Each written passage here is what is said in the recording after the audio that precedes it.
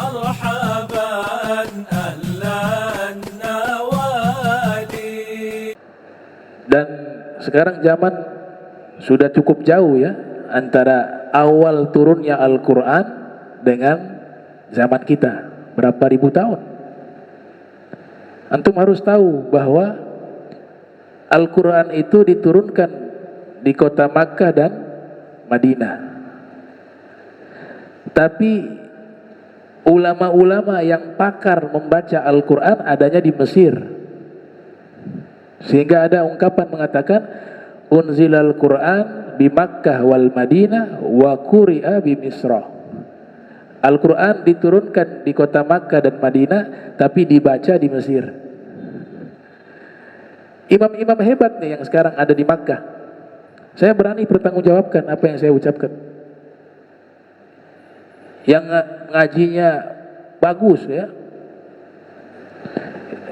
itu kalau ditarik dari mana mereka belajar nih ilmu qiraah? Itu ulama Mesir semuanya. Yang masa-masa lampau. Oh, mereka kuasai qiraah 10, qiraah 14, qiraah 7. Dan kalau dicari ahlinya, orang yang mengajinya bagus, kalau ketemu ahlinya nih, yang ahli qiraah, itu banyak dikoreksi salahnya. Ini salahnya begini, salahnya begini. Karena standar bacaan Al-Quran benar bukan suara bagus saja, tapi tajwidnya. Ada makharijul hurufnya, ada sifatul hurufnya, ada hukum-hukumnya. Maka ulama mengatakan diturunkan Al-Quran betul di Makkah, Madinah, tapi dibacanya di Mesir. Tarhim tuh yang sebelum azan, kan enak sekali suaranya. Itu kan ulama Mesir. Ya, ada Syekh Abdul Somad zaman tahun-tahun 60-an, 70-an. Nah, mereka nih ulama-ulama ahli qiraah ini didatangkan ke Saudi Arabia untuk mengajar di universitas-universitas yang ada pada waktu itu. Karena di Saudi waktu itu ahli-ahli yang semacam ini sedikit. Di Mesir gudangnya ulama. Mau cari ulama apa saja ada. Ulama tafsir ada, ahli fikih ada, ahli hadis ada, ahli qiraah ada. Mutamakinan, mutakhassisah. Memang pakar. Nah, mereka datang ngajar di universitas yang baru dibangun. Orang-orang Saudi belajar, jadilah mereka guru-guru ahli qiraah yang nanti punya murid-murid imam-imam yang ada sekarang ini di tanah suci. Nah, sulitnya bahasa Arab dengan sekarang sudah jarak cukup jauh Al-Quran yang diturunkan 1000 tahun lalu dengan masa kita, itu banyak terjadi perubahan kosakata. Misalnya kata laban, susu dalam Al-Quran, kalau sekarang beli laban di Saudi itu susu basi. Tapi laban yang dimaksud di Al-Quran itu susu murni. Kalau mau beli susu yang tidak basi namanya halib. Nah itu. Belum lagi ini bahasa Arab sudah terkontaminasi dengan bahasa pasar. Namanya bahasa Amia. Bahasa pasarnya Maroko beda. Bahasa Arab Maroko terpengaruh dengan Perancis. Bahasa Perancis masuk juga di bahasa Arabnya. Bahasa barbar Afrika juga masuk. Makanya kadang-kadang tuh terbalik tuh. Kalau doa Nabi suruh minta apa? Al-afiyah. Allahumma inni as'aluka al-afiyah. Terjemahan yang benarnya adalah meminta keselamatan, ya, sehat dengan sempurna dan selamat. Tapi kalau di Maroko zaman kita sekarang, al-afiyah itu api neraka atau api. Ada yang mengatakan maknanya api, ada yang mengatakan api neraka. Makanya gak ada yang berani doa begitu. Orang Maroko ya, pakai bahasa pasar. Ya Allahumma inna as'aluka al-afiyah, ya Allah aku minta api. Berubah jauh sekali dari al-afiyah yang artinya selamat, masuk ke bahasa pasar di Maroko, bahasa Amia menjadi api. Apalagi al-afiyah tanpa alif lam, artinya berubah. Kalau bilang al-afiyah harus pakai al.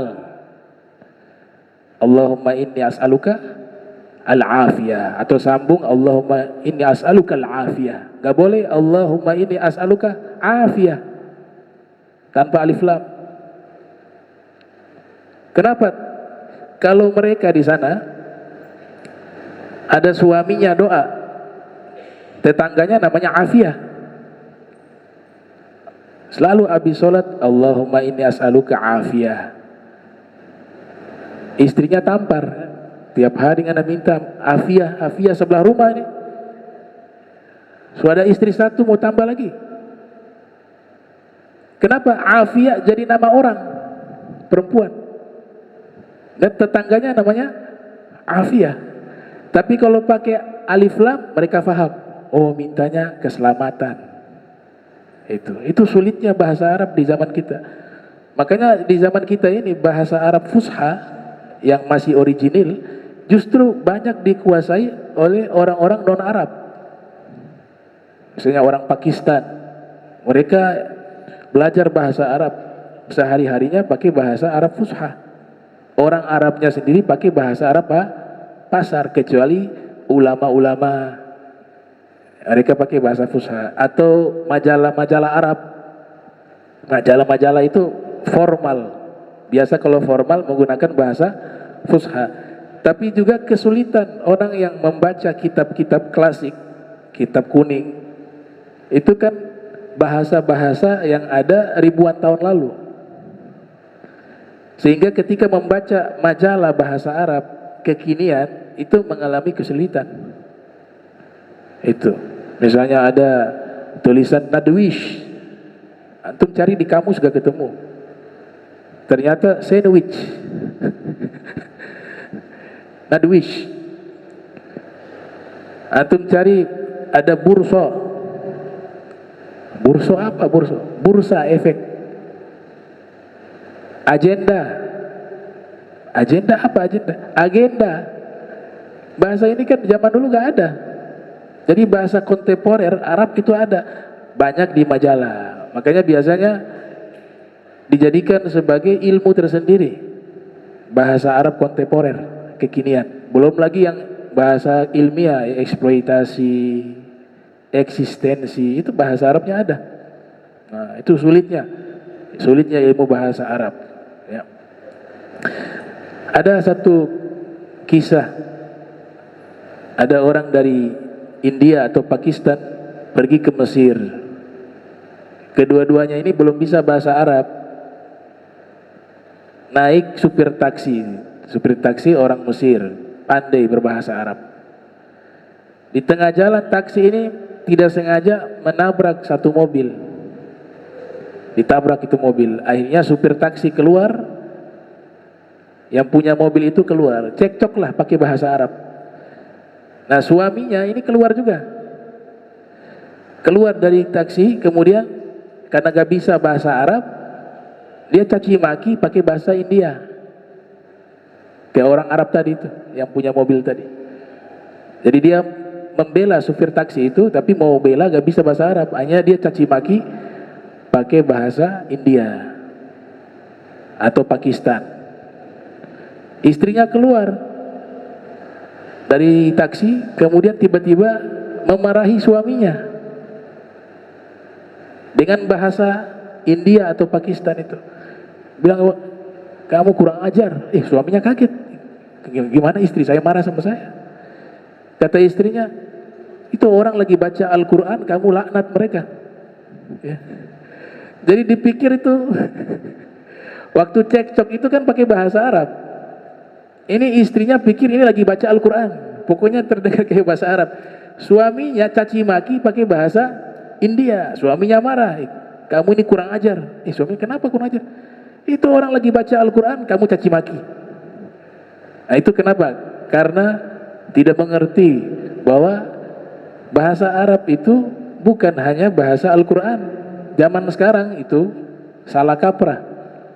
lagu-lagu percintaan, lagu-lagu perzinahan ada menggunakan bahasa Arab dibawa di acara maulid. Kenapa? Karena oh ini bahasa Arab pasti Islami. Belum tentu. Yang nyanyi juga bukan orang Islam, tapi bahasanya bahasa Arab. Makanya Imam Ibn Hajar Al-Haytami berfatwa bahwa tidak boleh kita membaca sesuatu atau mengucapkan sesuatu terkecuali kita tahu maknanya sebelumnya. Karena tadi dipikir lagu Islami padahal lagi ngajak zina, dibaca di acara maulid. Karena apa? Dia berbahasa Arab, pikirannya bahasa Arab pasti Islami. Padahal tidak banyak lagu-lagu yang menggunakan bahasa Arab, ya, itu tentang percintaan, tentang mengajak keburukan, ada banyak. Ada juga yang salawatan itu biasanya menggunakan bahasa fusha. Ini perbedaan yang mudah ya. Kalau syair-syair, lagu-lagu yang Islami, syair-syair Islami biasanya menggunakan fusha. Tapi kalau bahasa Arab yang amiyah itu biasa digunakan untuk nyanyian-nyanyian yang mengajak maksiat. Tuh. Itu kejadian dulu. Diputar di masjid lagu Arab. Ada salah satu guru lewat berhenti dengan mobil. Siapa yang putar nih lagu ini di masjid? Dipanggil. Ini kau putar apa ini? Salawatan. Salawatan dari mana? Ini lagi ngajak percintaan, ini lagu pacaran ini. Putar dalam masjid. Saya kira bahasa Arab itu salawat semua. Disuruh keluar. Matikan itu. Gitu.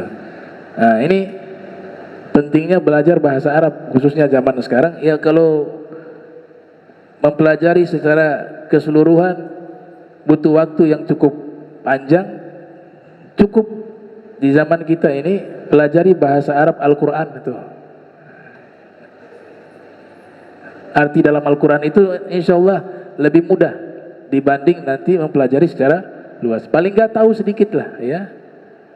Tahu sedikit bukan la na'am saja ya. Kayak bahasa Inggris yes no. Paling nggak tahu karena nanti juga sunnah dalam doa kaitannya dengan memahami arti doa. Kan dalam mazhab kita sunnah kalau tolak bala begini, daf'ul bala. Ya kalau minta rahmat doa yang baik begini. Nah ini untuk bisa mengamalkan sunnah ini itu minimal tahu arti. Tuh. Ya. Dan saya yakin kalau an-nar tahu sudah neraka. Allahumma ajirna minan nar. Al-jannah surga. Tapi ada juga al-bala wal waba wal amrat wal asqam wal hurub wal fitan wal mihan wa jami'a anwa'il bala'i ma dhahara minha wa ma batan. Tangannya begini. Ya awal. Nah, itu. Nah ini yang bisa disampaikan insyaallah kita lanjutkan di pertemuan berikutnya. Allahumma ja'al jam'ana hadza jam'an marhuma wa tafarraqna min ba'dihi tafarrukan ma'suma wa la tajal minna wa la minna syakila mahruma subhanaka bihamdika aslanta astaghfiruka wa atubu ilaih wa sallallahu sayyidina Muhammadin wa ala alihi wa sahbihi wa barik wa sallam wa lafu minkum wassalamu alaikum warahmatullahi wabarakatuh.